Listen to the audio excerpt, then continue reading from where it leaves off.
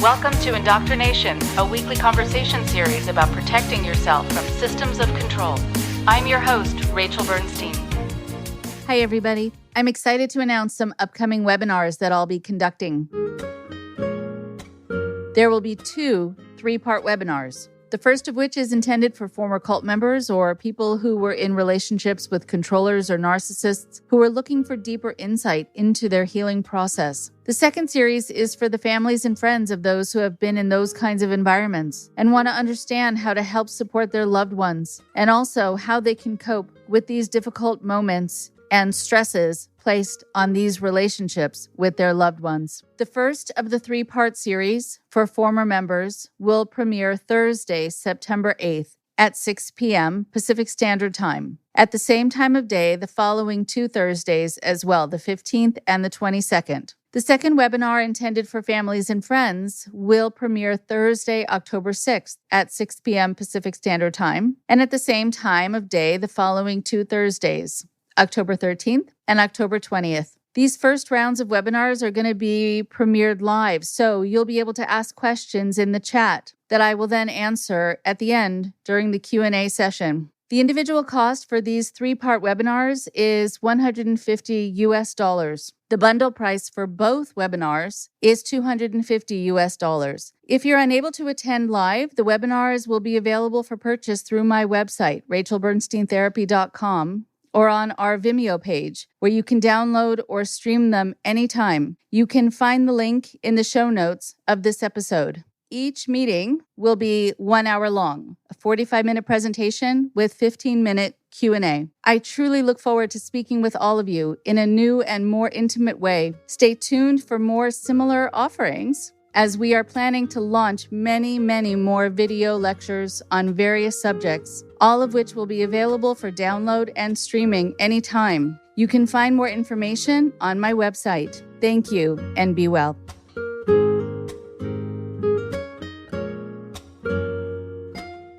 Today we have a special guest, someone who I was able to meet in person, have a lovely lunch with, and then also been able to speak with her since then, and I hope to be able to see her again soon. She's a very interesting person, very kind person, and smart, and I'm happy to know her.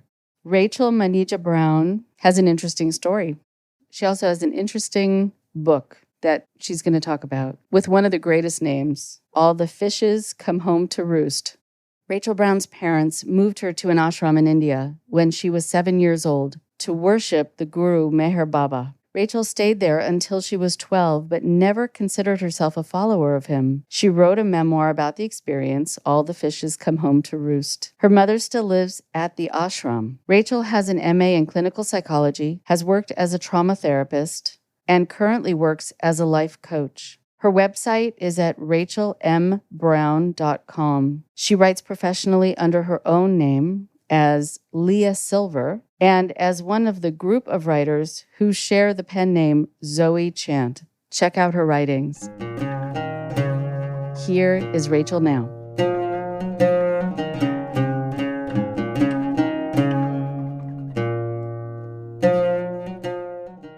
I am so happy to have a fellow Rachel on the show, someone who I've had the pleasure of meeting and dining with, and who has also written a fantastic book and who has a very interesting life story and is also doing some really wonderful work presently, which I want to be able to talk to her more about. So, Rachel, take it away, introduce yourself, say a little bit about who you are, and also kind of what brings you to this show. Yeah, so my name is Rachel Manija Brown, and my middle name is because I was named after the sister of my parents' guru. And I originally was named Manija Brown, which meant that I was named after the guru's sister and also his consort. And I later changed my name to have a name that I wanted. So as you can guess from that, the reason that I'm on your show is that my parents belonged to a cult or group or spiritual path or whatever you call it, depending on your perspective, which I was raised in. And I actually spent my childhood from ages 7 to 12 in an ashram in a odd little town in India, which was an absolutely miserable experience for me in every possible way. I actually more or less had to extract myself at the age of 12, which was not easy. And I have never considered myself a follower of the group, but it has been a big influence on my life. And after I left, I grew up and became a writer, and I did a lot of therapy myself as a client, which was incredibly helpful. And years later, I became a therapist myself, and I worked as a trauma therapist for about 6 or 7 years in Los Angeles. And I'm currently post-pandemic working over Zoom as a life coach, where I can do some things that are not really considered part of therapy and are more practical, but the line between life coach and therapist is a little blurry. So I do still do a lot of work on trauma. And the reason that I met you, Rachel Bernstein, is that a mutual friend, also named Rachel, was someone who I met first. And she immediately said, do you know my friend Rachel, who has a podcast on cults? And I was actually kind of surprised that I hadn't heard of the podcast on cults, because I love reading about cults. It's kind of something that fascinates me for obvious reasons. And so I immediately went and listened to some episodes, and I then called up my Rachel and said, the three Rachels have to meet. And we did. And we had a Rachel lunch, and it was wonderful. And so shout out to our mutual friend, Rachel, who's been a great listener and supporter of the show. I'm curious, just in terms of the chronology, your parents found out about this group how, and what was the appeal for them? Well, what was the appeal for them, honestly, is something that people always ask me. And it's something that I have wondered about since day one, and I still kind of don't really understand. I was born in 1973. So before I was born in, I believe, 1968 or 69 or so, my mother was seeing a psychiatrist. She was a student at Berkeley at the time, I believe.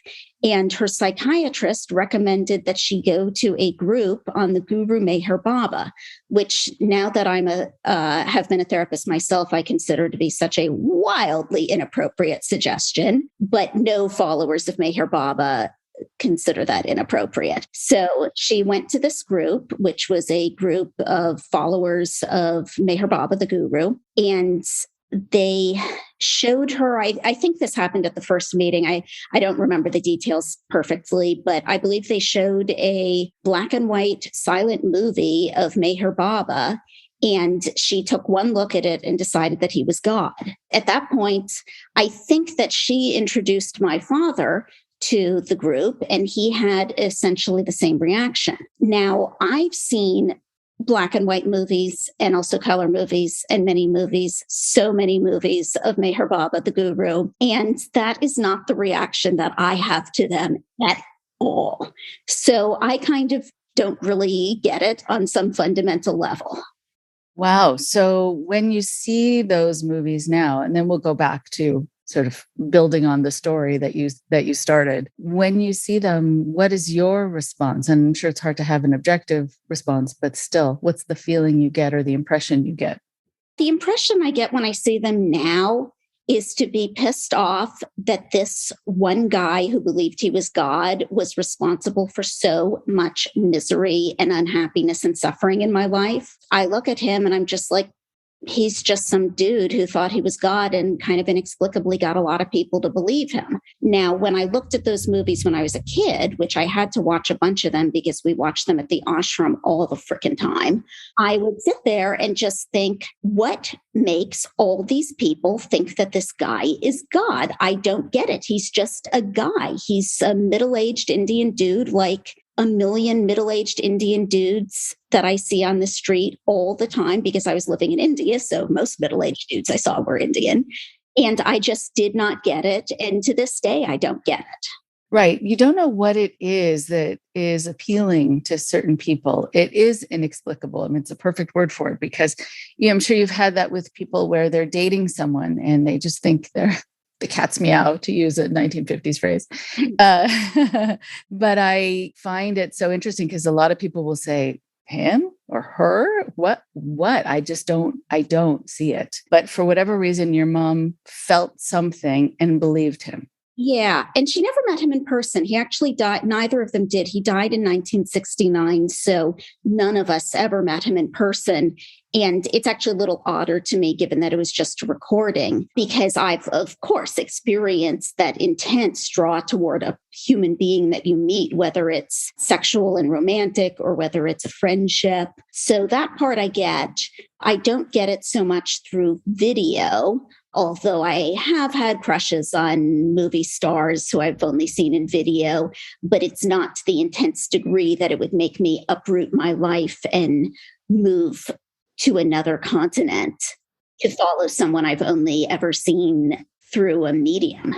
Right. So I do think that it happens sometimes that when people see someone in person, they see the kind of the humanity in them and the faults at times that you don't see when something is on the screen or well rehearsed and well practiced. And yeah, there is the star power of it that can be very blinding. So then they moved to India. Yes. So I was 7 years old at that time, and they moved to Ahmednagar, which is a smallish town. It's 2 hours away from Pune, which is a larger town and a much, much nicer town. And it's 9 hours by train away from Mumbai. So hopefully you're getting a sense of exactly how remote this is. So small town, the only things that were really significant about it geopolitically is it did have an army base, which ended up becoming kind of significant to me, but wasn't at the time that I lived there. And Meher Baba, the guru who said he was God, had chosen it as his home base, and he had an ashram there. A little background on Meher Baba. He was born in, I think, the 1890s. And as a child, he had two experiences, which I used to know this stuff by heart, but I'm now 48 and I've kind of forgotten the exact chronology. So this may be slightly garbled. But basically, when he was a teenager, he got obsessed with a holy person in the neighborhood who was just considered sort of a wandering saint, which India has kind of a lot of. And she threw a rock at him and hit him over the head. And he then went home and started banging his own head against rocks in the house. And to this day, the bloodstained rock that he banged his head against is preserved as a holy object, and people go and bow down to it in a spiritual way. I know this sounds so weird. One of the things that I'm always wrestling with is when I tell these stories to people, their reaction is always, "This is bizarre," which is kind of my reaction that I had as a kid. But when I was living there, nobody considered any of this weird in the slightest. They considered it extremely holy and spiritual and wonderful, because the moment when he got hit over the head with a rock was when he attained enlightenment and realized that he was God. And then he went into a coma, I think, or a sort of catatonic state for several months. And then somebody else threw a rock at him, a different holy person. Again, I may be garbling this slightly.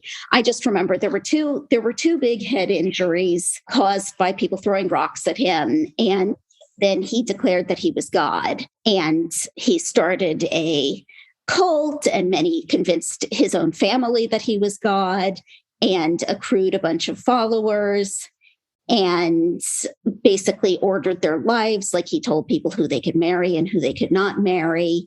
He made a million predictions, none of which ever came true. But every time a prediction didn't come true, he would tell his followers, I made that prediction deliberately as a fake prediction to sift out the people who cared about stupid stuff like prophecies, because who wants them? And I made the fake prediction, so those people would all go away. And the only people who would stick by me are the people who truly love me for my own self, you. And then they'd say, "Oh, yes, Baba. Yes, Baba. Of course, these false prophecies are wonderful. And we don't care that the prophecies were fake. We just love you. And what a wonderful godly thing for you to do." The other thing is he kept a vow of silence for most of his life, and only communicated through an alphabet board or later through a system of sign language that he made up himself. And the rationale for this was that a bunch of gods and prophets and saints in the past had told people great wisdom, and none of them listened. So now he was going to be silent and not say anything. But of course, he did say a million things. He just said them with an alphabet board and through gestures. And also, he wrote several books.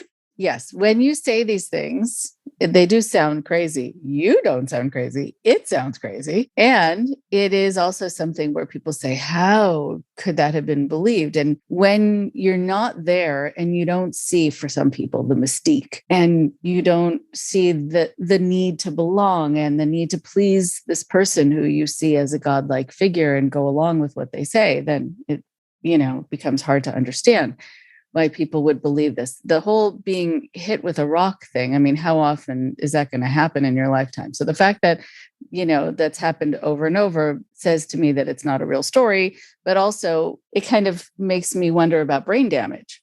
I actually personally think the hit with the rock stories were true, just because I was living in India at the time. And I also had multiple encounters with people throwing rocks at me. So that seems pretty common. Oh, I did not know it was so commonplace. Okay. Well, I don't think it's commonplace, but I think under certain circumstances, it definitely happened. Wow. Interesting. But then he went home and beat his own head against a rock until it bled over a period of months. And yeah, it's not good to be inflicting a lot of head injuries on yourself.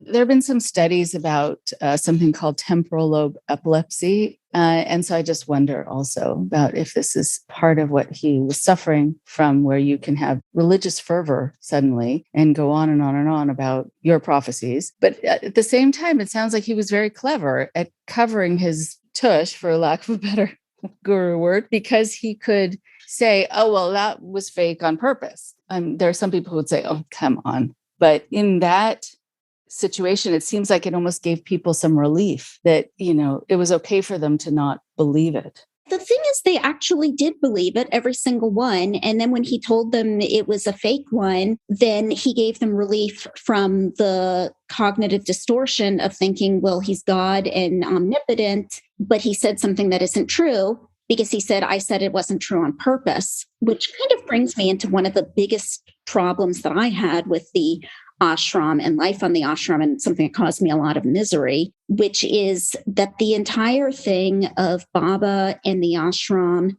was that good or bad does not reside in what you do or what you say. It doesn't reside in your actions in any way. It resides in who you are. So Baba was God. So therefore, anything Baba did was inherently good, even if it was something that if an ordinary person had done it, you might say that was wrong or cruel. He, of course, was dead at that point, but his disciples, a number of them were still alive, and they were the ones running the ashram, and they were all elderly at that point. And there were some sort of other holy figures wandering around who I'll get into. And all of them, anything they did was inherently right because of who they were, as opposed to whether it was kind or cruel or crazy if it was done by anyone else. And so a lot of stuff happened to me that was really awful, but I was always told that it wasn't actually awful. It was actually good because of either who did it or the circumstances under which it was happening. Okay, I certainly want you to be able to explain what you mean by that. And I guess what I'm wanting first is to kind of have a visual, if we can, about where you were living, what it was like, just sort of setting the environment where these things happened that you're going to tell us about. So what were the conditions like? So it was this little town in India. It was drought-stricken and dusty. It had cars, but also carriages driven by horses and oxen. And we were living in this place called the Compound, which was a sort of horseshoe-shaped set of little buildings, little homes.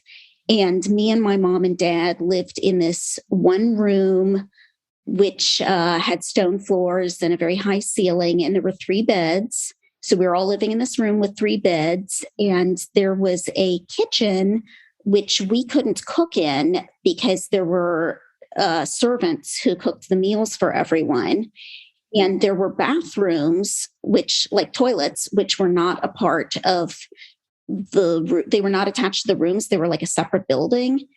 And they were pretty gross. And if you had to go to the bathroom at night, you had to get up with a flashlight and walk across this like gravel area where there were like really large rats, which you could see their eyes shining in the flashlight, and then go to the toilets, which I forget if they even had electricity or not, and then walk back. And the bathrooms were also, you had to walk to them, like the bathing rooms, which are separate from the toilets. They're made of stone and they were not heated, and the water was not heated. So it was it was like the stone cell, and you could get hot water that you would mix with the cold water in a little tin cup and dump it over your head. So coming from the US, where we had stuff like showers and flush toilets that were attached to the rooms, as a 7-year-old or a 10-year-old or a 12-year-old, I did not appreciate the living conditions at all. I didn't like the food. Basically, there were like 7 meals that the cook knew how to cook. So we just get them in rotation for 7 years. Like rice and dal, which is, this sort of lentil curry, was served like something like 2 or 3 times a week for 7 years. It was extremely hot in the summers. It went up to about like 115 degrees commonly. And we didn't have air conditioning, of course. Also, this was actually the worst thing for me personally. There was only one school, which was a Catholic school. Oh, by the way, I'm actually Jewish, I should mention. Like by birth, my parents are both Jewish. But the school was a Catholic school run by sadistic nuns called Sacred Heart Convent High School. And to get in, you had to walk through this gate with a giant image of a anatomically correct heart being stabbed by thorns, and there was blood dripping down like a horror movie. And that was very representative of what it felt like to attend the school, which was completely abusive. Like the nuns would actually beat people. One boy I watched getting beaten badly enough that he went to the hospital. And I also, like way later, I found out that some of the male teachers were sexually abusing some of the boys. I actually didn't encounter that one. So that was the school I went to. So I was getting indoctrinated in Catholic doctrine during the day, and a very sort of nasty, harsh version of Catholic doctrine. And then in the afternoons and weekends, I was getting indoctrinated in the Baba way of life / religion / cult, which was what my parents really wanted me to believe. And that mostly consisted of bowing down to about 1 billion sacred objects that Baba had been involved with. Like there was his tomb where he was buried. So you had to go there and bow down at the threshold. And, oh no, wait, you bowed down when you entered it. Then you bowed down at the threshold to the tomb. Then you bowed down at the slab of marble itself. And then there were all these songs and prayers to Baba that you had to stand up while you sang and recited them. And I was just a kid. So I'm just standing there singing this stuff extremely resentfully and bowing down to these things extremely resentfully and thinking, I don't believe in you. I don't think you're God. One day I will never have to do this again. So I was the only foreign child in the ashram. I was the only foreign child in the entire town. So basically people treated me the way that you would expect. I should say the other kids. Like I was just a complete outcast. That's why the other kids threw rocks at me and bullied me and were mean to me in general.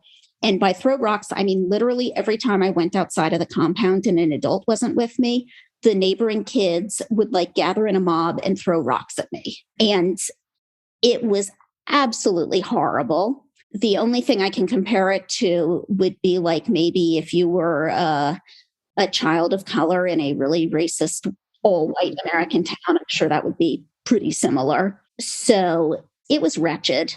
In the meantime, all of the Baba lovers were telling me that I was incredibly special and blessed and happy because I was the only child actually living in the ashram. And what a wonderful thing that was. I was especially blessed by Baba and things were great. And I would remember this later and I would be so glad that I had this experience, which no other child was fortunate enough to have. So it goes to something hopefully we'll cover about this sort of splitting of the self, not being able to really be you, not being able to express how you feel, having what you're really feeling kind of undervalued, but really that there's no room for you even to express it. And I think about also, and then I want to hear more about the experiences that you were alluding to, even though I know we're starting to hear about them now. You want as a child and even as an adult to have oases in your world. But it sounds like you were miserable at the ashram. You were miserable at this school. Then you were attacked and had things thrown at you and ostracized when you would go out in the community. Was there a space? Was there a place for you to go where you felt safe? Was there any one you had, or was there nothing? So there were two places that I liked. One was the Ashram Library, which was a single room full of books that people had brought on airplanes when they came to visit the ashram as pilgrims. And then they left them there. But there'd been a lot of pilgrims, so it was actually pretty full of books. So I used to go and read there, and I loved to read. Unfortunately, it had a librarian who was one of Baba's followers who didn't like children reading at his library. So he used to chase me out when he saw me there. And the other thing that was kind of a space that I liked, although maybe not technically a safe space, literally, was on the weekends, we would go to the other outposts of the ashram. There were two of them. There was Mehrabad, which was where Baba's tomb was, and there was Merazad, which was where most of the Mandali, which were his elderly disciples, lived. And in Merazad in particular, there was a lot of just kind of wild land. Topographically, it was a little similar to Southern California. There were like low hills and scrubland and little valleys and a lot of bugs and lizards and snakes and so forth. And I was really interested in nature. And no one was really supervising me. So I would just go out and kind of wander around there and climb the hills and, rock climb a little bit and watch lizards. And it was actually I have such mixed feelings about the fact that my parents let me do this, because on the one hand, it was actually kind of dangerous for a 9-year-old to be doing that, not because of like strangers or anything like that, but just because I was like literally climbing rock faces by myself with no safety equipment. And there were scorpions and there were cobras, which I once had a pretty close encounter with a cobra. So there were a lot of natural dangers. But on the other hand, it was also one of the very few things that I have positive memories of. And I do feel that a lot of American parents are very helicopter parenting.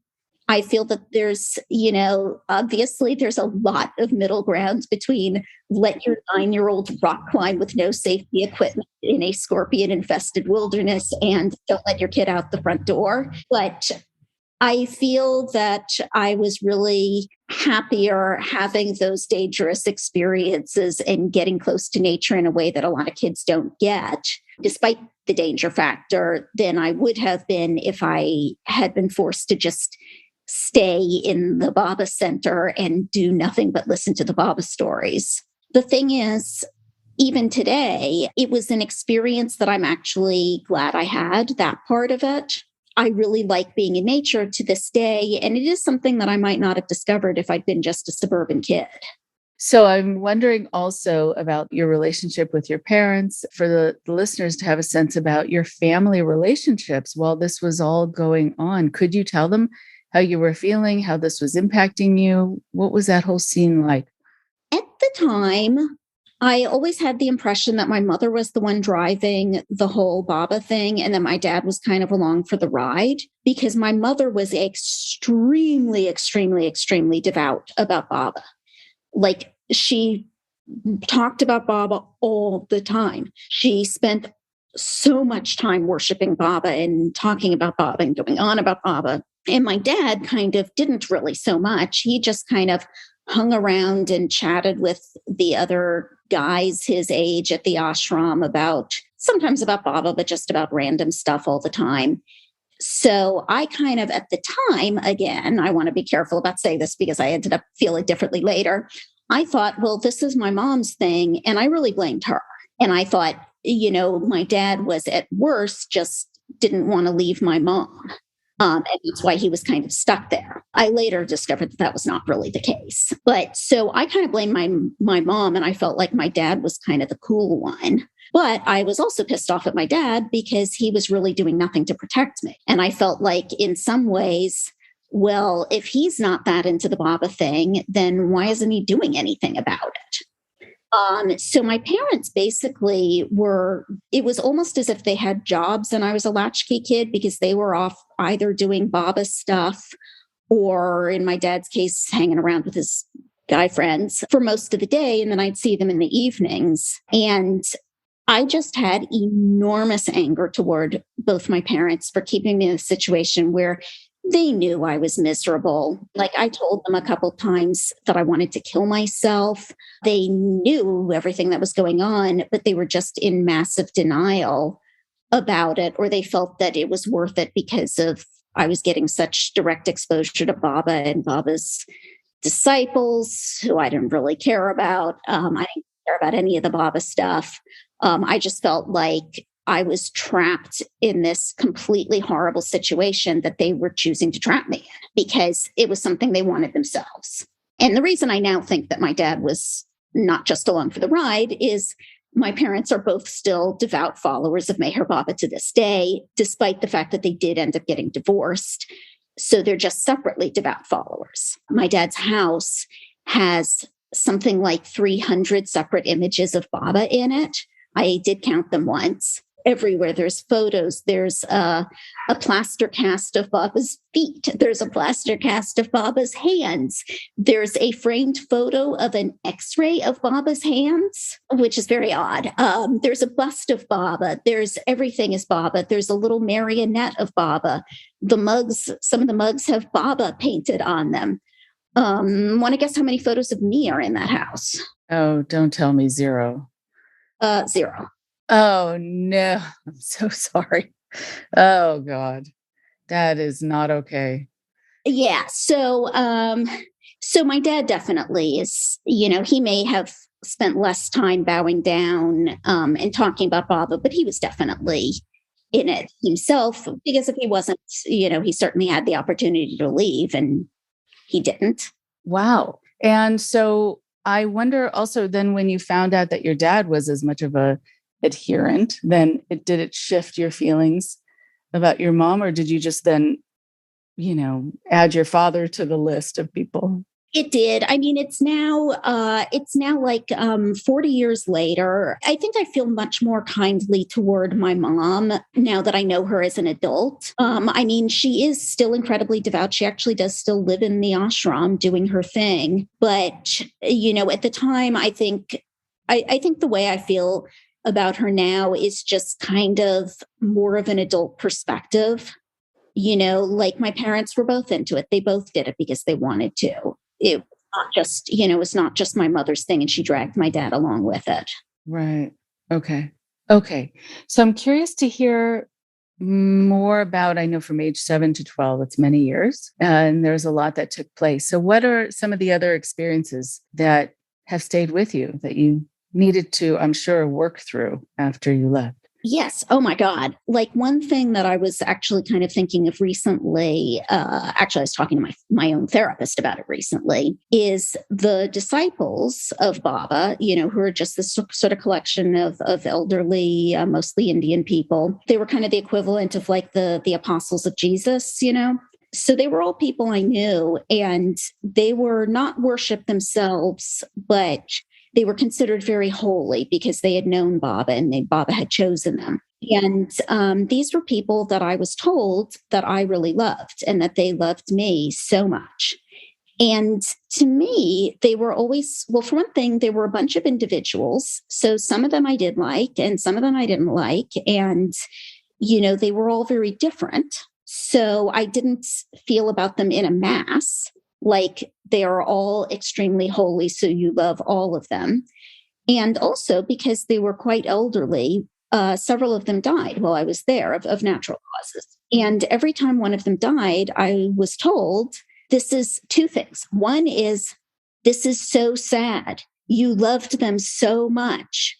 You must be so sad.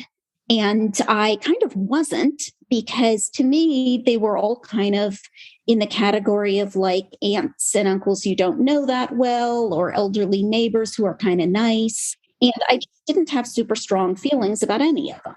But I kept that to myself because I knew that was so unacceptable. I mean, I didn't actively say I love them, but I certainly didn't say, well, I don't really care about this person, because all kind of like, how rude is that? It's not really something you do. And so I go to these funerals and everyone expected me to be like grief stricken. And I really wasn't. I kind of never just really cared that much. And I ended up getting the feeling that there was something wrong with me, that I didn't care when people died. And what sort of person was I that I didn't experience grief? That made me feel that I was like really had been deeply damaged by this whole experience. And it actually wasn't until I was like something like 19 or 20 when my grandfather, who was back in America, died. And him I loved. And that's when I experienced grief. And that was when I found out that actually there was nothing wrong with me. And I absolutely experienced the same range of human feelings that everyone else did. But just you have to love someone before you can grieve for someone. Right. Oh, so interesting, though. It's so much a part of human nature to turn things inward, to think that there's something wrong with us, that we can't seem to produce an emotion like we're supposed to. And we can wonder if there is something damaged inside of us that shifts our ability to have sympathy and, kind of the softer, nicer feelings. I'm very sorry that your grandfather passed away at the same time. It was a very important kind of emotional watershed moment for you and really reassuring, I think, to you about yourself. I love my grandfather and I really treasure his memory in a way that I just don't treasure the memory of a bunch of people that I just never really felt emotionally connected to. But I was told that they should be at least as important as my granddad. And the other thing that happened with those deaths is at the same time that I was told that I should be so sad, I was also told, with no indication of contradiction, that actually those people were with Baba now, so we should all be extremely happy and rejoice and not be sad because they were with Baba. And that leads me to one of the other things that I just felt was incredibly toxic, which was this kind of toxic positivity, which is that the central concept of Baba is everything that happens is what Baba wants to have happen. Everything that happens is Baba's will. And Baba is good, so therefore everything that happens is good. This is just such a terrible thing to be told, especially when you're a kid, because it just denies that anything bad can exist. It denies your feelings. And many years later, I was visiting India. This is long after I'd broken with Baba, but I was visiting the ashram because my mom was there. So I was visiting my mom. So I was in India when 9/11 happened. And some random pilgrim was there and struck up a conversation with me. And I said something about this, this is so terrible. And she said, "Oh no, this was Baba's will. We should rejoice in all things that are Baba's will." And I just snapped and I screamed at her, "You think that 2,000 people died and this is good? What the hell is wrong with you? Are you rooting for the terrorists? Do you think it's a good thing that they murdered people? How would you like to go out and murder some people for Baba? That would be good too, huh?" And she was like, "I didn't mean it that way." But it's like, that's what I was surrounded with. Right. I wonder with the people who were convincing you to just always be happy and that everything is good. And, do you feel like they all believed it themselves, or for some it was this mantra, or they knew that's the way that they could keep kind of Baba in a spiritual realm accepting them? I mean, the thing is, these are all adults. I was a kid. So I'm pretty pissed off that they had all this perspective that I didn't have and were just shoving their insanity on me. But basically, I think they wanted to believe it because it's extremely comforting. If you truly believe that everything that happens is good and for the best, then that's a really comforting thing to believe. It kind of soothes all the sadness and tragedy of life. But again, because they were adults, I know that they felt negative feelings. And I'm sure they had moments where they really were unhappy with stuff, because I would see them like get pissed off and sad and so forth. But then they could always tell themselves, well, this is Baba's will. It's actually good. There are a lot of phrases like that are these thought terminating cliches, these phrases that help shift your emotional realm to whatever it's supposed to be. And whatever the ideal is within a group. And even saying everything happens for a reason is an interesting phrase to me because, everything happens for a reason. It might not be spiritual because you weren't paying attention and that's why you bumped into the wall. I mean, everything has a reason. Yeah. I mean, the reason might be shit happens. So I remember when I was 8 years old, I was walking home from school. I was just feeling particularly miserable. I don't remember what had happened that day. I'm sure it was the same old round of teachers being abusive, kids bullying me, people throwing rocks at me, adults telling me that everything was awesome, really. And it was Baba's will. And I was so blessed. And I literally remember exactly where I was, like I can see it. I was behind the town's only movie theater and near this gravel pit. And I remember thinking to myself, those adults, maybe they believe this themselves. And when they tell me that I will look back and be happy about it, and that my childhood is really happy, maybe they had bad things happen to them when they were kids. And then they just told themselves so hard it was actually good that they now believe it. And I was like, well, I don't want to be like that. I want to remember what really happened. And I just stopped where I was. And I thought to myself, like in this really intense way, like, I am going to remember this. I thought, I am 8 years old right now. And I remember telling myself the year, although I don't remember what the year was now, the year that I was 8, I guess. I was 8 years old. And I am here in Ahmednagar, India. And I hate my life. I'm miserable. This is horrible. And I am never going to forget this moment. And if I ever feel tempted to remember things wrong, remember things the way people told me rather than the way I feel, I'm going to remember this moment right now. And I'm going to remember what I felt like right now. Oh, that's so powerful.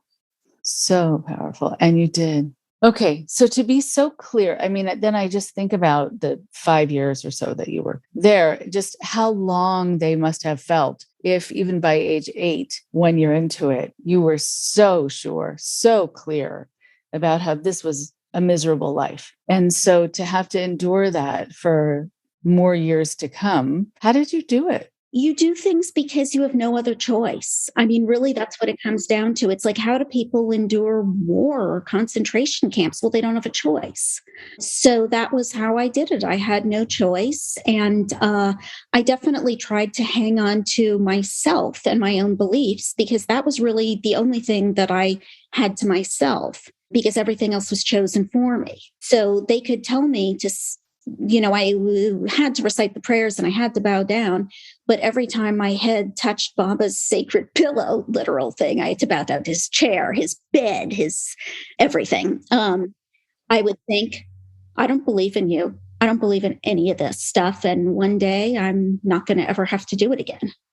And I didn't, there was a point where pretty early on, I think actually, where I just stopped telling adults how I felt because it obviously did no good. And it was just it felt really really kind of humiliating to tell people what was going on and how miserable I was and just have them respond with, oh, how sad, but actually things are great, or you'll be happy one day. At some pretty early point, I just decided, I'm never telling my parents anything ever again. I'm never telling any of these people anything important ever again. There's something that happens when you get older and you realize that you had more capacity than the adults around you to a certain degree to handle internal conflict and the ability to hold on to the negative, not be afraid of it, but to use it as a way of seeing things clearly and having the whole spectrum of emotion register inside of you. The people, I think, who need to go to one extreme and just have everything be okay are saying a lot about what they have the ability or capacity to handle. I don't know your feelings about that. No, I agree. I actually really agree with that. And I think we really kind of put down negative emotions. But negative emotions are essential. They really are. And the capacity to open your eyes and see things that are wrong. If we don't see things that are wrong, we can never change them. If you can't see like you don't want to see that anything's wrong, then you will accept that in your midst there is a child who is suffering and abused and you will do nothing. And I really did not want to be that person. I wanted to be the person who would help that child. And as an adult, in my work as a therapist and I've done crisis intervention, I can do things like, for example, sit in a room with someone who has woken up and found the body of their spouse who had died overnight. I can sit in the room with them and listen to their grief and talk to them and be with them. And I can do that because I understand what it is to feel grief, and also I have the capacity to separate myself out because it's not my grief. So I can sit there and be the person who listens and not distract them with my own emotions, because my only emotions are compassion. I used to do crisis response on call with the police. They would summon me in cases where someone had died suddenly. There was a group of us that did that. It's really great work. It's actually what made me decide I wanted to be a therapist myself. But, you can't do work with grief if you believe that everything is awesome, really.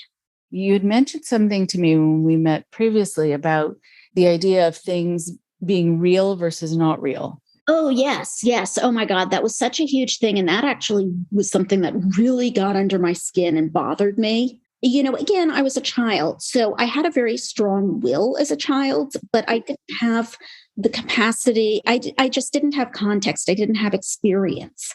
So there was some stuff that I didn't believe because to me, it just seemed so obviously false. Like if someone's throwing rocks at you and you're like thinking of suicide all the time and people say, no, actually you're happy. It's like, it's relatively easy to go, no, that's crazy. There's other stuff that people told me that was a little less obvious I did kind of believe it on some level. And I found it hugely upsetting, which was another of Baba's big tenets is there's no such thing as reality. Everything we experience as reality is actually not real.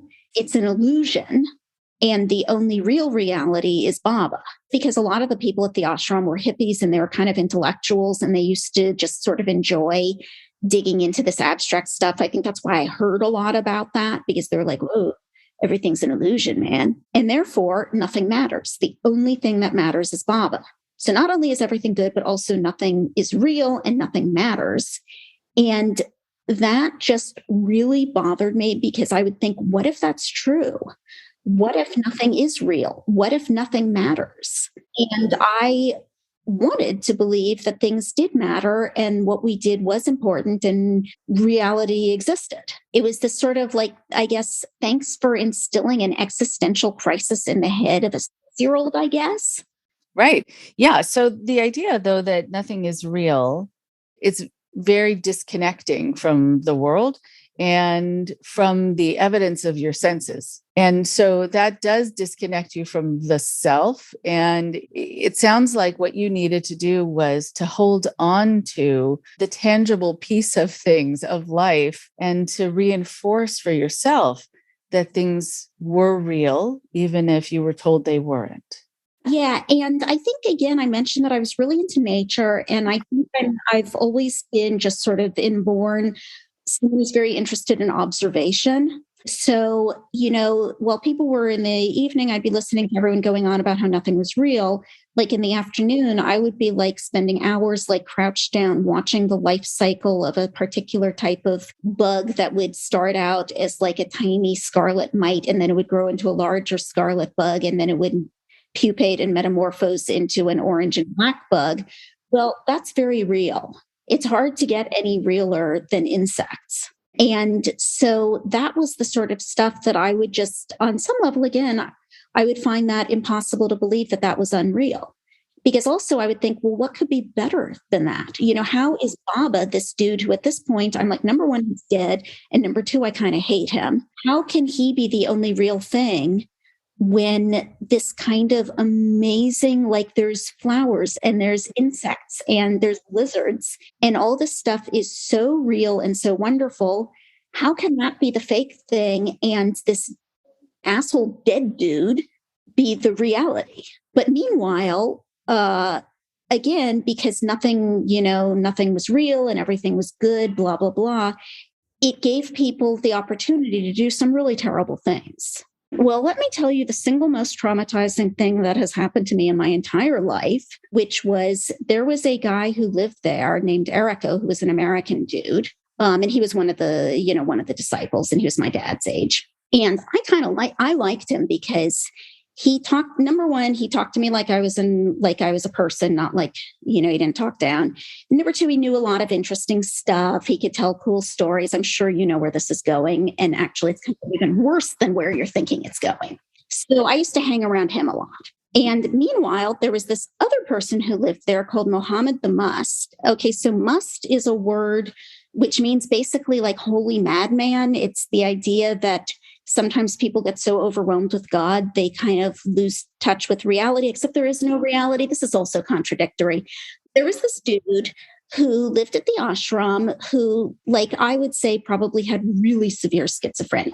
He was kind of an old man, and he spent all day walking around, like bent over, picking up tiny little bits of stuff off the ground that he called dish, which is not a word, and in any language, and he collected them. And he was considered holy. Like, the idea is he wasn't just an ordinary person with mental illness, he was a saint. Now, the thing with him is, number one, I was scared of him because he, to a child, it's like, this is kind of a scary figure. It's this man who walks around collecting stuff, muttering to himself in a scary way. And number two, he used to chase women sometimes.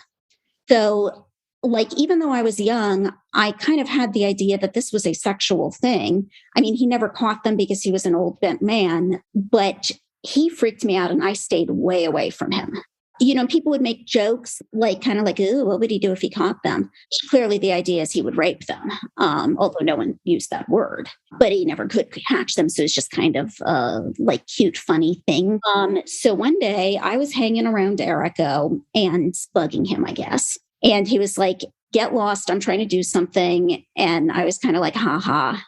I mean, I was 9, by the way.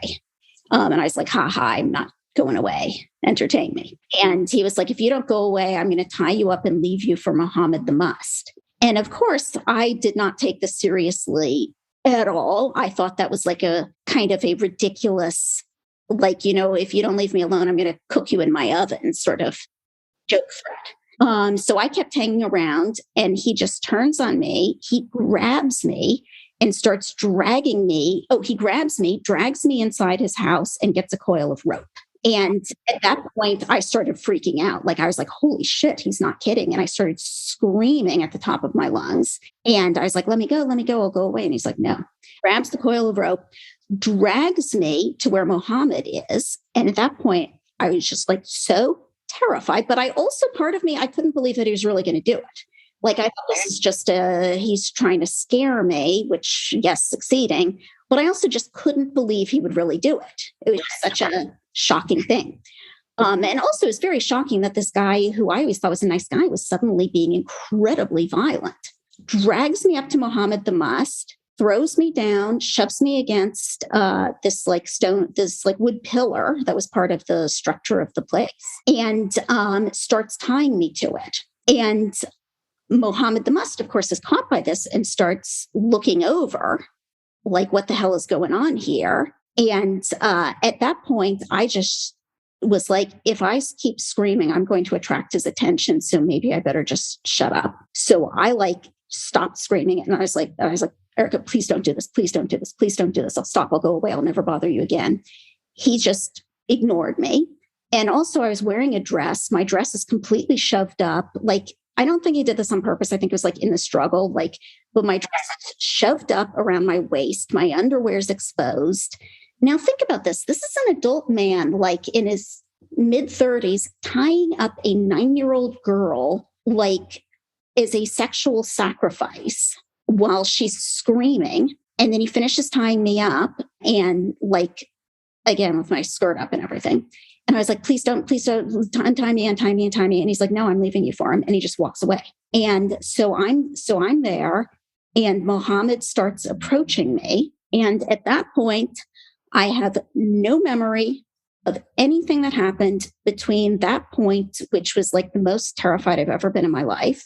And then it's like my memory just like the refrains cut out of a film. Just stop. And then jump cut, it starts up again with Erica untying me. I have no idea what happened in the interim. Did Mohammed sexually assault me? I don't know. Who knows? But if he didn't, it kind of wouldn't be any if better than if he did, because the whole thing was so traumatic, it sort of at that point becomes irrelevant. And I just ran away, and I ran into, like, as far as I could go, into a field, like into some field. And I just hid there till like nightfall or something. And I just felt like I had been just broken by that experience. That I realized that anybody there could do anything to me, and it didn't matter, and nobody would ever do anything about it. And then I tried to kill myself a few months later. Before getting to that, because I want to hear about that too. Yes, having someone turn on you in that way. And I understand what you mean about if Mohammed, sexually assaulted you or not. It was already, hugely traumatizing to begin with. And such a betrayal, right? Here is this person who you kind of connected with, and it seems like it was kind of the only one who you like to hang out with, who talked to you in a nice and a respectful way. And to have that person then turn on you is devastating and shocking. I'm also noticing in the story that when it happened and you got untied, you didn't run to your parents. Oh, no. Nope. It never even occurred to me. My dad, I think, found me in the field at some point, I think just because I hadn't come home. And Erica had told him what had happened to explain the fact that I just disappeared. And my dad was like pissed off at him and was like, well, I told him I'd kill him if he ever lays hands on you again. And I just thought, kind of in this very cold way, I thought, yeah, that's nice that you're saying that to me, but you're not going to do anything to him. And this makes no difference. And you're not going to care. And in fact, my dad stayed friends with him. And everybody knew what he'd done, but nobody really took it seriously because Muhammad the Must was a holy person. So he couldn't have possibly done anything. So Erica would just like they took it as it was a prank that went too far. Now, if you think of 9-year-old children, who the fuck ties up a 9-year-old kid in front of someone they're terrified of and walks away and leaves them there, regardless of whether they think that person is safe or not? Who does that? It's like, not just like if Erica would like hit me or something, I would have been upset, but it wouldn't have been traumatizing to that degree. It was that it was this calculated, sadistic act of horrifying cruelty, and nobody really cared. Oh my God. Okay. So then a few months later, you tried to commit suicide. I am not surprised to hear that. Yeah. So I, again, I was like 9 years old. Remember I was kind of a latchkey kid. So I was in our room alone, and I locked myself in. And like previously, the other months, I'd just been thinking, is there anything I could do? Is there any way I can get out of here? And I just completely came up empty. I actually thought of faking a suicide attempt, but I just sort of didn't think it would matter. I didn't think anything would happen. They'd just be like, oh, Rachel's so sad, don't do that again. I didn't think it would change anything. So I thought this is just, I can't stand this. I just want to die because it's better than staying here anymore. And I got on like a footstool to get at the knives, which were not placed out of my reach, by the way. They were just like, that's where they were stored. So I got like a kitchen knife, which again, in these, traumatic moments, you remember everything with such perfect clarity. You remember like what the knife felt like. I guess fortunately for me, again, I was 9, so I didn't have a lot of context or, experiences, because there's a lot of things I could have done that would have worked. But luckily, I didn't think of them. Like, I thought the only way you could hang yourself was you had to like tie a rope to a tree and get a noose and then jump off, which seemed so complicated. I didn't think I could do it. I didn't know that. So I thought, well, what would even work? And then I thought, well, I could cut my throat with a knife. Because I'd read that like cutting your wrists isn't actually a very good way to do it. And I meant to succeed. So I end up with this very sharp paring knife. And I just I held the knife to my throat, and I just stood against the wall trying to get up the nerve to do it. And again, luckily, that's a highly difficult way of committing suicide. I mean, you would need so much strength of will to do that. And so I just stood there trying to get myself to do it for like, I don't know long, I think at least half an hour. Then at some point I thought, well, if I did this now, like right now, nothing horrible is happening to me. Like, I know that something horrible will happen the next day because if nothing else, I'll have to go to fucking school again. But I was like, but right now, nothing terrible is happening. Right now, I just have the rest of the afternoon to myself and I could go read a book, which I would enjoy. And why would I waste this time? Maybe tomorrow I'll do it. But it seemed really, really like why would I throw away this afternoon? And I put the knife away and put the stool away and I didn't tell anyone and I went and read a book. And I think that idea of this moment is not terrible is really what saved me. Wow, that's really incredible. This moment is not terrible. I'm suddenly thinking of Heaven's Gate. There were videos taken of the people who were about to die and go to the mothership. And they are sitting on these chairs in this yard of this house in San Diego. It's a beautiful day. You hear the birds chirping. There are flowers, grass in the background.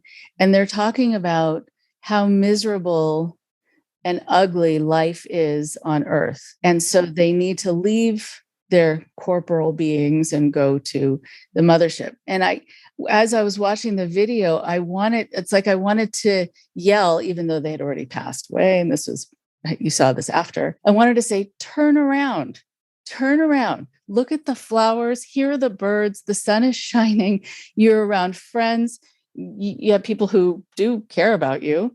And you're talking about how miserable everything is, but it's not. And in that moment, right? Like if they could have had that thought, like right now, actually, if I take the moment to think things are actually okay, then maybe it would have stopped them. It's very interesting. Anyway, at age of 12, you said that you extracted yourself. How did you do it? I had a stroke of luck, which is that my father left. So my father basically just told me one day that he was moving back to America. And I basically said, please, please, please, please, please take me with you. And he was like, no, sorry, can't do that. And left. I was just devastated. But then once he arrived in America, I realized, wait a sec, there is now someone in America who potentially could get me out of here. Because before that, I felt like there just wasn't anyone. So I started writing him letters. Basically, it would be like, hey, Dad, anecdote about my day. Please take me to America. You'll be really, if you do, you'll be really happy. I'll do the dishes. I'll work. I will never make trouble. Please take me back to America. And I wrote him a letter every day for 6 months. And I'm like, get me out of here. I want to come live with you. I will do all these things. And my dad likes to, he likes to say that, I made all these promises that I didn't keep, which I'm like, duh. Of course, no fucking 12-year-old is going to never make any trouble for you. What do you think? But anyway, so I made all these promises, I'll wash the clothes or whatever, which of course I didn't do. But basically after 6 months, and it wasn't like I'd said, I'm going to write him a letter every day for 6 months and then I'll give up. I was just like, I'm going to write him a letter every day until he takes me. And I just now imagine this from my dad's point of view, because the mail was often held up. So you would get, if you wrote someone twice in a month, they might get 2 letters at the same time. I imagine getting no letters for a week and thinking, oh, thank God she's given up. And then he opens his mailbox and 15 letters fall out. So finally he wrote back and he was like, okay, fine, you can come live with me. So I was like, whoa, packed up. I felt kind of mildly bad for my mom that I wasn't even pretending to be sad to leave her. But I was just like, I wasn't. I just wanted to escape. So I arrive in the airport, middle of the night, and my dad is there. And also this woman from the ashram who'd left 6 months before he'd left, Kebby, is there with him. And I knew that they were doing some business stuff together, but I was like, why would she come pick me up at the airport in the middle of the night? And then the penny dropped and I'm like, oh my God, that's why my father left. He's run off with this other woman. They just did it 6 months apart so no one would know. And then I thought, oh no, but everybody must have figured this out. I'm just this stupid little kid who didn't know. Now, I found out later that actually they really had fooled everyone. Nobody knew, including me. But at the time, I just felt like, well, I must be an idiot and people must have been laughing at me behind my back because I didn't know. So we get in the car together. We start driving. Halfway to the place, we stop at a McDonald's and Kebby goes to get sodas. And my dad says, and there's a silence, and my dad says, so Kebby and I are living together and we're kind of boyfriend and girlfriend now. And I said, I figured that out. And we just sat there in silence until we came back with the Coke. So that was the only time we ever discussed it until I was 35 and I published a book about it. And then we had a discussion. It's incredible. I see you at your young age. Sometimes I think it felt like you were the only adult in the room, right? Like you were the only adult in the car at that time. Yeah, it did feel like that because I was just like, you should have told me. And I just felt like this idiot. Right. So then life in America needing to get readjusted. How do you connect with people? You just have been through some experience that you don't know how to describe, or even if you want to. It was such a disaster. I mean, like, I basically thought, well, I'm miserable because I'm living in this horrible situation. And America just seemed like the promised land. I was like, I will go there and everything will be perfect. No one will bully me because, hey, I'm an American too. Boy, is that not how it works. So I show up and I've missed like all of pop culture and like everything for the last 7 years. I had never heard of anything. I had no school records, which that part ended up not really being a problem. But, I was just this weirdo. And of course, I then get bullied in America. And also the other problem is, I had what eventually I realized was PTSD. But of course, nobody... even at that time, like this was like the 80s. I don't think people really registered childhood PTSD at the time that much. So it wasn't really that known. And of course, none of my family thought I'd had a traumatic experience. So I'm just kind of blundering around feeling extremely depressed. And like I had like really bad hypervigilance. Like I didn't think of it as a trauma response because I had never heard of that. I just thought of it as this experience in India has just like destroyed me. And I'm just going to be this like ruined person until I kill myself. And of course, nobody ever thought of taking me in for therapy, even though there were moments when like it was so obvious that something was seriously wrong. Like at one point we went to visit this town, Ojai, and and at this point I'm like 12 or 13. And I like burst into tears and started screaming hysterically that the hills looked like the hills in Ahmednagar. And I like literally flipped out until we left. Okay, well, that's not normal. But they were just like, oh, Rachel, she's so dramatic or something like that. I talked about it. The turning point for me was when I was in my 20s, and I went to this bookstore, and the bookstore had like a front, and then it had a second room in the back, and you had to like step over a threshold into the second room to get in. And I was there with like browsing, and me and this other customer sort of both went toward the door at the same time. And the other customer was this old guy in like camouflage. And I think he was literally wearing dog tags. Like, so obvious, like he was a Vietnam vet, but you could like see that at a glance. And he had a bottle shoved down the front of his pants. And he and I both went to the doorway at the same time, which was wide enough that we both could have just gone in. And we both stopped and like did sort of a quick visual survey of the entire place to make sure no one was going to attack us when we went in. And we both did that at the same time, and then kind of registered that the other person was doing it and kind of looked at each other. And I was just super embarrassed because I was like, oh shit, this guy thinks I'm a freak. And I would have just ignored the whole thing and run. But he turns to me and he says, okay, I know why I did that. What war were you in? And that sounds a little sarcastic, but it really wasn't. And I was kind of like, I wasn't in a war. And he was like, what were you doing just then? Weren't you like checking for enemies? And I was like, yeah. And he was like, why? So I told him. And I think that was the first person I'd ever told any of this. And we ended up just kind of talking and for like hours in the bookstore. And when I ended up giving him a ride home, and it was weird. It was just one of those weird chance encounters that really changes things, because he was the first person who had ever taken me seriously, and because I was like, well, nothing happened to me. Like, what happened to you? And he was like, well, that clearly wasn't how he saw it. And I think we just had this odd little encounter where he was the first one who had ever taken me seriously. And I was the first, I guess, civilian who wasn't scared of him, because there was all that stuff in the media about Vietnam vets, they're going to go insane and shoot up the place. And he certainly looked like the movie image of someone who would go insane and shoot up the place. But, he was just a guy who'd had a lot of trauma and obviously was an alcoholic. And so at that point, I was like, maybe I should look up this PTSD thing. It's I literally didn't even consciously do it. And I don't think he consciously did it. And neither of us would have registered that we'd done it if there hadn't been someone standing next to us doing the exact same thing, which most people wouldn't do. Incredible.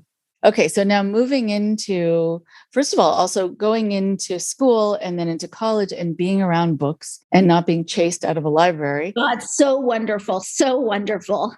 Yeah, I'm sure, because that was your haven. Yes.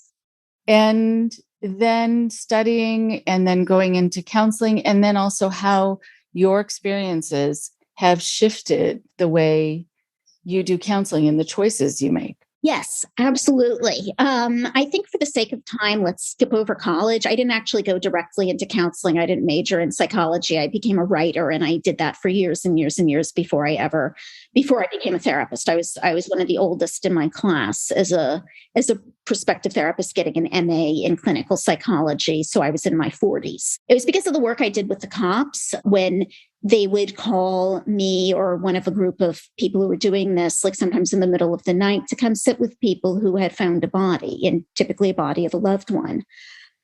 And I loved doing that. It was very, very powerful work.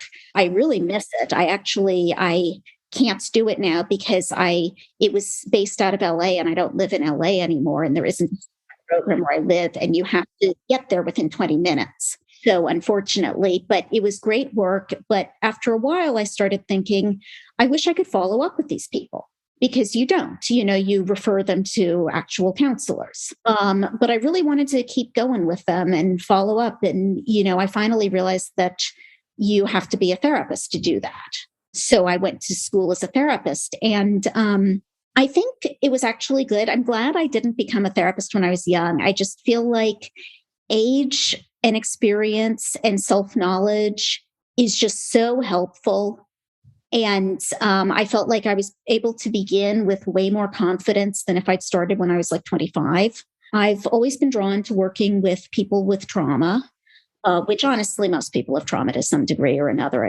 Rare for people not to, but people whose trauma is their big thing. And also people who don't fit in for whatever reason, like people who are some kind of social minority, like an immigrant or a refugee or LGBTIQ, people who are neurodivergent. All those people are kind of drawn to me and have good experiences working with me. And I think it's because I had the experience of being so different and really feeling alone and one of a kind. And also the experience of cultural dislocation, where I moved to a foreign country twice, actually, once to India and then once to America. The thing about trauma is at the point when I became a therapist, I had really worked through, I think you never really finish your work, but, to a very large extent, I had worked through my trauma, and I had such a backlog of knowledge of what it feels like to be in the midst of PTSD, what it feels like to be recovering, what it feels like to be still recovering 5 years later, what it feels like for this all to be 20 years behind you. So people would come to me and they'd say, well, I hear you never really get over it. I hear will I ever feel any better? And I would look them in the eyes, and I would say, at the time I started working, I was at an agency where we were really discouraged from any kind of personal disclosure. So I actually never told anyone unless they asked directly, which mostly they didn't ask. So I wouldn't tell them why unless they asked. But they would say, is it possible to ever get better? And I would look at them and I would say, yes, I know that it's possible. Yes, I know that you can have a good life after this sort of thing happens to you. And they would feel my truth. They would feel that I knew it, like I knew it. It was a real thing. And, the thing with being a therapist is you have so much power over people. You have to be very, very careful not to misuse it. Because if you tell people something, they will believe it. But there's also an advantage to that, which is that you can tell people things that are true, but that they can't believe yet. But you can, if you believe them and they are actually true, you can tell them that. And part of your power as a therapist will make them kind of float a little on your belief. Like they may not be able to really believe it themselves, but they know that I believe it. And that's the good use of power as a therapist. I can present that idea of things will get better. You may not believe it yet, but I believe it. And I'm not just some bullshitter. I'm this person that you trust. Right. Oh, that's so beautifully said. Also, as a therapist, even as a good friend or a family member who loves you, that you might see something in another person that's positive that they don't see in themselves. And you want to reflect that back, like what you feel they're capable of or what kind of person they really are, even though they've been told they're not. I think you're right to kind of gift them with the truth as you see it and you've experienced it and your reflection, which is going to be more objective. Because I have the benefit of having experienced all this stuff myself, one thing that I think is pretty common is people who have had unusual traumatic things happen to them will come in feeling like, oh God, this is just so complicated and weird. Is anyone going to believe me? Am I going to have to explain so much before I can even start working? This is just like they feel weighed down just by the oddness of it. And that, am I going to shock my therapist? Some therapists are not very good and they are shockable. So there's that. They may have actually had that happen before. So another thing that I think I can do is I can just tell people outright, whatever you tell me, I can promise you, I am not going to judge you. And I am not going to be shocked. I have seen a lot and I have heard a lot and I have experienced a lot. And whatever you tell me, it's not going to seem that weird to me and it's not going to seem that freaky to me. You can tell me stuff or not. You don't have to tell me anything. That's the other way where I differ a little from a lot of trauma therapists. I think a lot of trauma therapists are kind of feel that the client has to tell everything, anything that's not said becomes this sort of infection that will grow, and that people will avoid telling. I feel that people actually, it's okay to let people avoid because then it gives them safety. I don't ever want to make my clients feel that they have to tell me anything ever. They will, because the thing is, I know they will tell me. If it's bothering them, they'll tell me eventually. I would much rather have them feel safe and feel like, if they want to talk to me about their favorite movie for an hour, yeah, go ahead. And then it relieves a lot of the fear that is such a big thing where people feel like, I can't bear to speak of this thing. If I go into therapy knowing that I have to speak of this thing, they're just going to spend the entire hour sobbing and say nothing, which I did with bad therapists multiple times. Or maybe not bad therapists, maybe therapists who just didn't know how to handle what I was going through. And I don't want people to do that. That's useless. I want them to feel that they can come into therapy and I'm never going to make them do anything. It's so respectful. It also makes it not about you. And that is a really beautiful thing when you haven't had that experience growing up, right? There are a couple of words that have always bothered me that therapists use. One of them is withholding and the other is resistance. Yes. Oh my God, I hate those words. Right? I hate them too. Because it's so much about the therapist need and it's accusatory. And so if someone is resisting, maybe what they're saying is, I'm going to hold a boundary until I feel safe or until I know you and I see how you respond to other things like that. That's a really good thing. And to not call it resistance, because again, that has this negative connotation. And withholding, right? They don't owe you this information. It's not like you can accuse them of withholding money that they owe you. They don't owe you anything. And I will tell people that outright. You don't have to tell me anything you don't want to. If I ask you a question that you don't want to answer, you can just say, I'd rather not talk about that, or I'd rather not talk about that right now. And I will respect that. Wonderful. And I really like that you add that piece about how I've heard so much and I've experienced so much. So don't worry about shocking me, overwhelming me. And also, I think in that, don't worry about not being believed. Yes, because I do believe, I do believe people. I mean, of course, obviously, you will encounter times when you meet someone who is, for instance, clinically paranoid, which has happened to me. But my feeling is you can tell the difference. Really, you can tell the difference between someone who is telling you stuff that just sounds odd and someone who is actually having a delusion. It's not a difficult thing to do at all, because the person who is clinically paranoid will start with something that sounds plausible, and like within 20 minutes they will get to, and there's KGB agents hiding under my bed.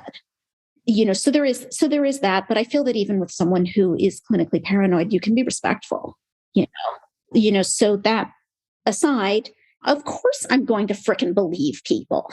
I'm currently working as a life coach. Before that, I was in private practice. Before that, I was in an agency where sometimes people kind of had to lie to me because they were court mandated. So they weren't there of their own accord, which I think is immoral and unethical, by the way. I don't think anyone should ever be mandated into therapy. But, short of that, I don't expect people to come in and lie to me, because why would they? They may not tell me everything. They may tell me some things because they think it's simpler, or they're afraid to tell me the actual truth, but I don't even consider that lies. I just consider that they'll tell me the important things when they feel safe. Right. So then I guess as we're finishing up, I'm going to get to the heal thyself part of it. How did you heal? I mean, you went through so much. What was helpful to you? Well, the big thing that was really helpful was I went to Cedars-Sinai because I thought Cedars-Sinai, they're very respectable. And I actually kind of lucked out, and I got two very good people, a psychiatrist and a clinical psychologist. And I went on Prozac, and I've been on antidepressants kind of off and on. I was off them for like a number of years, and then I did end up going back on them. So I currently take Lexapro. I feel like they're, if you need them, they're great. So Prozac was incredibly helpful for me, especially early on. And the therapist, I just by random chance, I got this woman, Dr. Homa Mahmoudi, who was fantastic. She was a CBT therapist. She was also from Iran, and she was a religious minority within Iran. So I actually didn't have to explain that much to her that I I was just like, oh my God, this is so much. How do I even explain? Because she kind of very straightforwardly, very early on was like, okay, you don't need to explain all this stuff to me. I get it. Here's why. Let me tell you. And she told me, and I was like, oh, thank God. Okay, well, let's get on to actually doing some work. So I did some really intensive CBT with her that was actually primarily not trauma focused. It was more about social anxiety, but it gave me a lot of tools to kind of deal with living with the issues that I had right now. And I knew that she knew about the trauma. So she knew where everything came from. So that was what made it helpful. Like I always knew that she got where my anxiety came from. And then I ended up being doing pretty well, except that I still had a lot of hypervigilance and stuff like nightmares and flashbacks and, really exaggerated startle reflex. And at that point, I think I wasn't living near Cedars, or I would have gone back. I feel like I dealt with a lot of the mental stuff, but obviously physically, I'm still having problems. And I thought, well, maybe I need to kind of physically reprogram my body the way I reprogram my mind. And I thought, I wonder if I were to do some kind of really intensive physical exercise that's unfamiliar to me, while I'm kind of consciously keeping in mind that I'm trying to reprogram my body, like do a hard wipe and start from the ground up, if that would work. So I picked martial arts because I'd never done it before. And I ended up getting really into karate. It was sort of the main thing in my life for 6 years. And also it worked. It was I basically kind of consciously thought, okay, I'm reprogramming my body. I'm taking away all the old reflexes and I'm building it back up again with new reflexes. And it really worked. So I do, I will occasionally with clients, obviously there's many more tools that are a lot less intensive than that. Most people don't have the leisure time to spend 6 hours a week doing martial arts. But it is something that I will occasionally suggest to people if I ask if they're interested, that sometimes that can be helpful, like some new physical practice, a mental component. And then also I wrote a book about my childhood which was extremely cathartic. And also, it did something very specific in terms of that one very traumatic incident with Mohammed the Must, which is I wrote a chapter on it. And it was so painful to write that I literally was watching the keyboard rather than the screen when I was writing it. But then, of course, I had to revise the book. And when I revised the book, I had to revise that chapter. So I had to go over that chapter and revise it. And then I had to revise it again. And then I had to revise it again. And then I submitted the book to agents, and then I had to revise it again. And then it got published, and I had to revise it again. So I ended up doing this sort of accidental exposure therapy on myself, where I went over that traumatic event in essentially a safe setting until it literally bored me. And it's really never felt the same since. And then I've been in sort of more regular talk therapy for also years and years. It was a lot of different things over a long period of time. And I feel like, honestly, that's the way to do it. Right. Oh, it's really, really wonderfully said. And so just as we're finishing up, where can people find your book or anything else, to find you or any other writings you've done, etc.? If you're interested in doing what I do now, which is life coaching, I'm at rachelmbrown.com as a life coach. My book, All the Fishes Come Home to Roost, is available on Amazon or wherever books are sold. I also write romance novels with a lot of action and adventure and PTSD under the name of Lia Silver, Liasilver, and those are on Amazon. And I write under other pen names too. I'm on Goodreads. I think those list all my pen names. Goodreads is Rachel Manija Brown. All right. Oh, thank you. It's been so powerful, so good to talk to you. I know you had to kind of narrow down your story in a bunch of years to be able to present it in this compact form. But I thank you, though, for giving us a flavor for your experience. I mean, that was really quite amazing. So really, it's wonderful. And I'm so glad you had a chance to write about it and do that kind of desensitization therapy inadvertently. Yeah. And I really hope, the reason I came on this podcast is I really hope that my experience is helpful for someone else. I think if I got anything good out of an experience that mostly was extremely not good, it's being able to hold a hand back and say, hey, I survived some really terrible things, and I'm actually quite a happy person, and I have a good life. And, and I have a house completely full of books, literally wall-to-wall bookcases, and cats and chickens, and a garden with trees and a forest and insects. And that's what I wanted when I was 9. And I got it, and I'm happy in it. And whatever your dream is, no matter what trauma you've been through, it is possible. And it's not just possible for me because I'm special, because I'm not special, or I'm only special in the way that everyone is special. If you're listening to this and thinking, well, that's all very good for you. No, it's actually, I believe that it is true for you. That's such a beautiful way to end it. So hopeful and reassuring. Very nice to talk to you. I hope to talk to you again soon.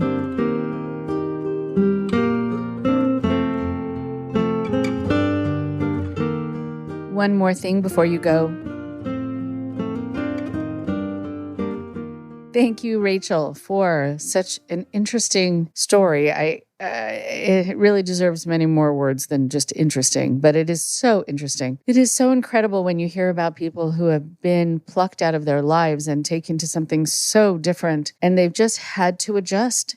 And it has at times felt impossible, because sometimes it is impossible. And also that people are still devoted to a leader who they haven't met. And so much happens when there is a leader who you've never met, because then their teachings can be kind of taught in the way that they were meant, or sometimes reinvented. They're not there to disagree with how they may have been reinterpreted. So you never quite know if you're actually getting what they meant for you to get, or believing what they meant for you to believe at times. But even still, it is quite incredible to think about the influence that someone has over a whole group of people, that they still continue to do so after they have passed away. So what I wanted to be able to talk more about is this idea of toxic positivity. So poor Rachel, as a little kid, was told that she was fine, that she wasn't supposed to be unhappy, that she was happy. She was told she was happy.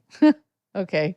Yeah, that's not how happiness works. And so I wanted to talk a little bit about something that we now call toxic positivity and why it's called toxic. So some of the positive phrases that people will hear will be things like, oh, you'll get over it, or always find the silver lining. There's always a silver lining.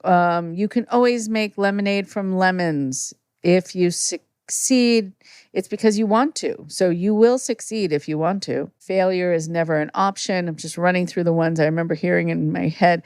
Everything happens for a reason. We're told that a lot. Sometimes people will say, only happy thoughts are allowed here. Look on the bright side. Oh, come on now, cheer up. It could always be worse. Other people have it much worse. Sometimes people have this notion, God will always protect you. Whether or not that's the case or whether or not you believe, where there's a will, there's a way. It'll happen if it's meant to happen, etc., etc. I'm sure there are many that come to mind as I'm going through the list that's in my mind. So positivity is actually great. It can be really motivational.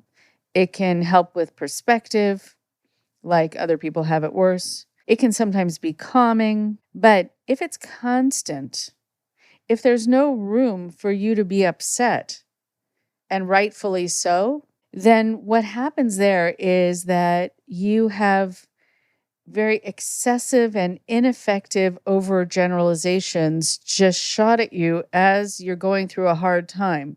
And being happy, optimistic, again, nothing wrong with it. But if your unhappiness is met with someone who's just trying to tell you you need to be happy, you're not going to necessarily feel cared for. In fact, you're going to feel like the person is sort of denying your experience or minimizing it or invalidating it. It can actually feel very lonely in that moment and isolating and a bit shaming because now you feel like you're a complainer. And so there are people who will say that they will know at times that they need a shot in the arm and they will pick the person to talk to who will help get them feeling pumped up. But at other times, they really want a shoulder to lean on or cry on. And you don't want to then talk to someone who is dismissive. You don't want to talk to someone who gives you false reassurances. Within that, they can think that they're helping you, but it doesn't feel like there's any empathy there. You can also,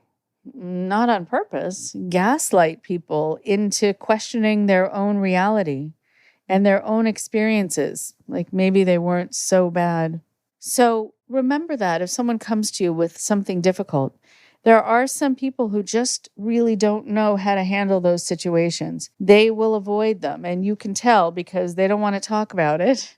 Or there are people who will talk to me about being in 12-step programs, etc., where there are sort of automatic phrases that are given to you about every situation. And you can feel like the person is just reiterating what they were told, almost like it's been scripted, but you might still feel alone.